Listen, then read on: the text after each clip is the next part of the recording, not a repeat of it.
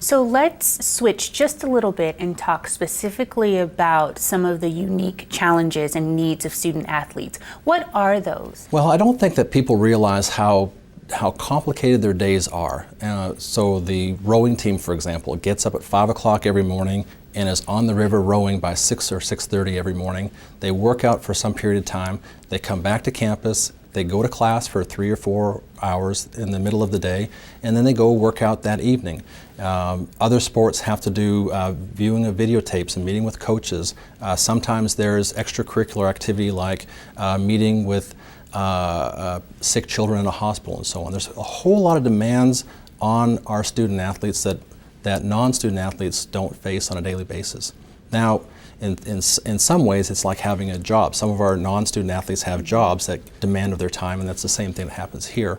But I think a lot of people don't realize that it's not just the event where they're performing, but all the practice and preparation that goes into that as well. So how then, as the FAR, do you articulate those needs and those challenges that student athletes face? What are some of the ways you do that? I do that in a couple different ways. First is I meet with the students and make sure that they have access to a faculty member who understands what they're going through.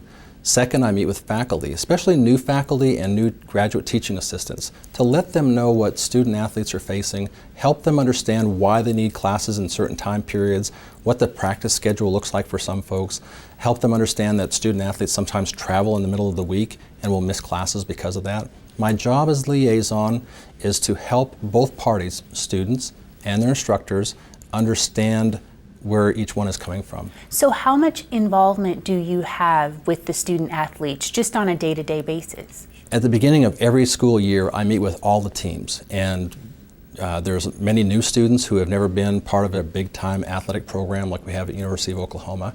Some of them have been there for a while but may not have been as involved in their athletic program as they will be this year. And I meet with all of them to explain to them what my role is and how they can help me help them by communicating with me. As often as I can, I attend practices. I also attend athletic events so they can see that I'm there caring about what's going on.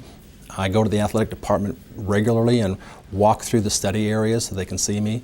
And I make myself available to them by email and by phone where they know they can contact me when they have questions or concerns. And then sometimes, like you were saying earlier, you articulate those concerns to faculty or to coaches or to representatives in the athletics department. Because I have really good access to the athletic department, I meet with the senior staff once a week, and we have a compliance meeting with the director and someone from the president's office and the director of compliance every week as well. So I know a lot about what's going on in the department.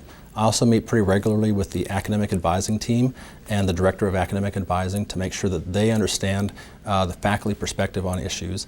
Sometimes there are initiatives that are going on at the university that they might not understand that might affect the athletic department greatly, and I have to act as an interpreter for them as well.